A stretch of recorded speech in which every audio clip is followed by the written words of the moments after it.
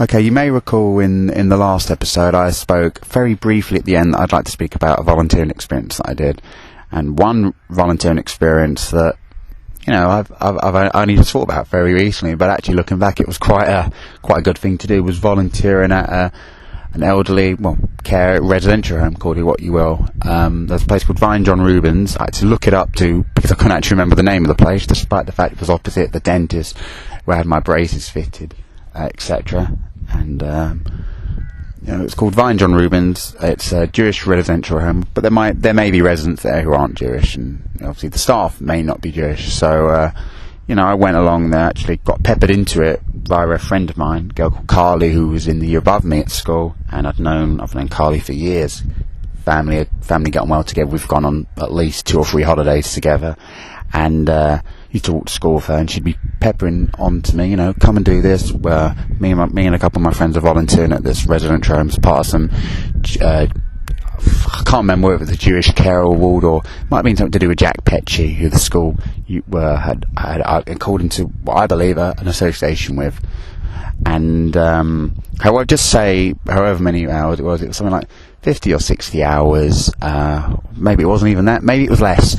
But whatever the amount of hours were, you had to do this amount of hours in order to get the award. And I remember that I kind of got peppered into it, she said, and I said, no, I'm not interested at the moment. A couple of weeks went past and she kept saying it, and I said, all right then.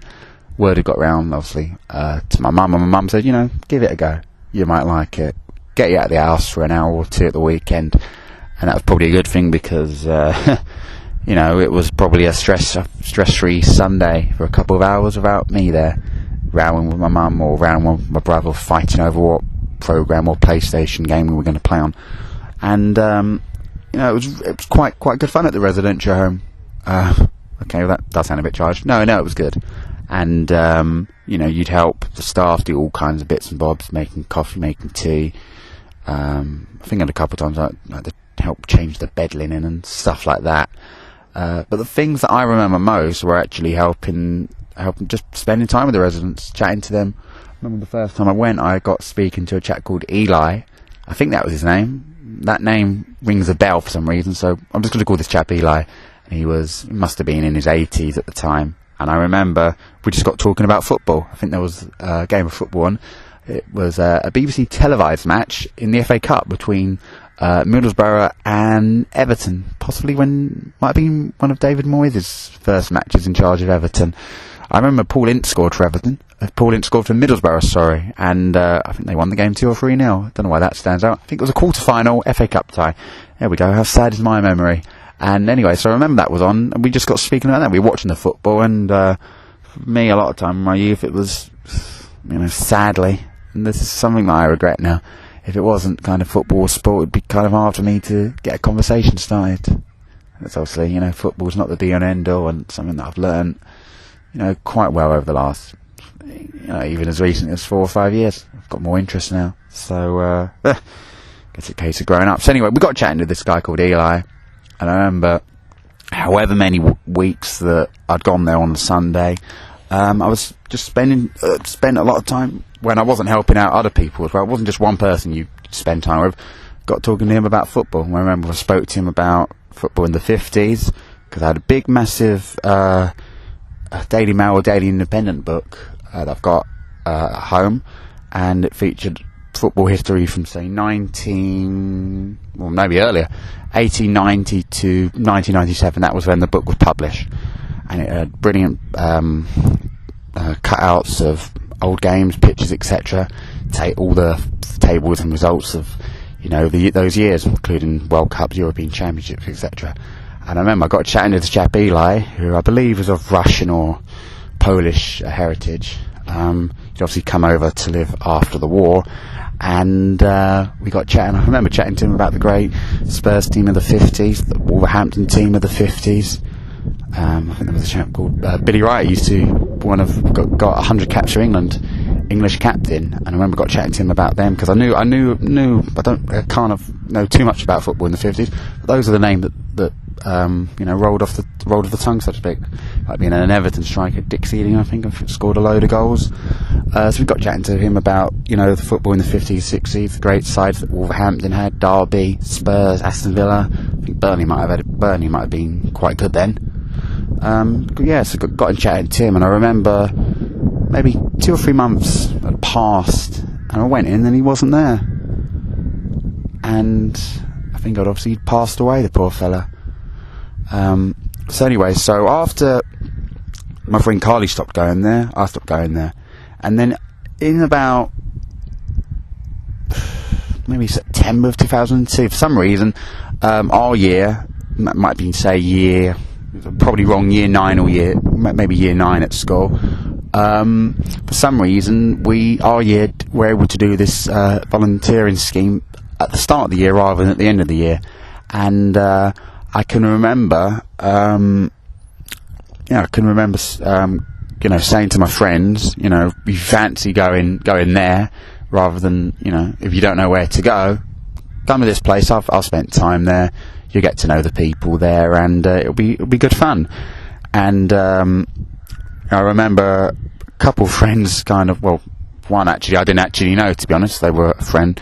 You don't know everyone at school, so to speak. But I remember a couple of my friends stayed around. One of them, a chap called Richard Harris, who, good chap, one of my first friends I made at my secondary school. He's now living out in Australia with his wife. He's into his history and stuff like that. Clever chap. And I remember we used to regularly play lawn bowls and obviously a modified version of table tennis, because there were quite a few people at this residential home that had wheelchairs, and we used to spend hours. We've probably spent more.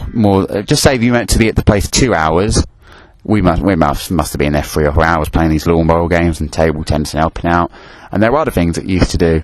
There'd be like music there, and you karaoke. I mean, I can't sing, but we used to, obviously put on the karaoke for the residents there, and there'd be ball games, catching. There was actually an arts and crafts there, funny enough. So there was all sticky. Do you remember sticky felt? There was that there. Paint. There's various pots and stuff that the residents, you'd help them obviously paint it and draw in and stuff. So it was really good fun. And I remember at the end, whenever it was, I'd probably done maybe double the hours from my previous time there. And I remember, just say if it was 50 hours, you also got the award at the end. And I think I went back a couple of times after I was meant to have finished, just to say to people that I've enjoyed my time here, but I've got to concentrate on my studies at this moment in time. And so I really, really enjoyed it there. And I can't remember any of the staffs by name, because this is going back. That's what we in 2015. This is 13 years ago. But I can remember spending quite a few Sundays there when the Formula 1 was on. Formula 1 back then used to be kind of, Michael Schumacher used to turn up in his Ferrari, and his car was by far the best out of, say, the 20 or 22 cars there. And you didn't even need to watch qualifying. He'd get on pole, win the race. And I can remember joking quite a few times with my friend Richard, say wherever, just say these are the European races, these would be televised on ITV at the time, so this would be about 4 or 5, and I remember saying to him, Schumacher's won the race probably by now, and it kind of, I remember I didn't watch too much of the back end of that 2002 season, because I was over there helping out on the Sundays, and there's a lot of negative attention obviously about nursing and volunteering, etc. But I can remember the people there at the time, the ones that I knew, and I'm sure the place is still going out. It's got quite a good reputation. The people at Vine, John Rubens, where they were really open to the people coming in and helping out. And I'd like to think that however many of us were there was maybe only 3 or 4 of us at the most at the time there when I was helping out, in terms of the kids and friends from my secondary school helping out.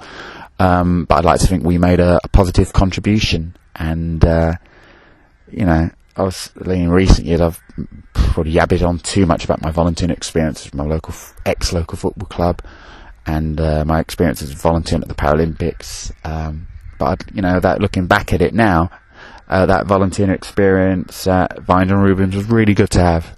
And funny enough, I only thought of it a couple of weeks ago because my neighbour Nikki, her daughter's volunteering at a residential home up here near where I live in Norfolk, and I think she's doing it as part of some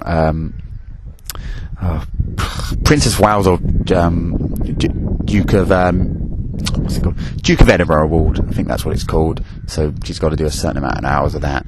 But my experiences volunteering at this residential home were quite good, and I think anyone who dedicates the time and works in the kind of environment like that deserves a lot of respect, because you've got to have a lot of patience, you've got to have a lot of understanding, and big ups to those people. Alright, so that's episode 5 done. It's alright.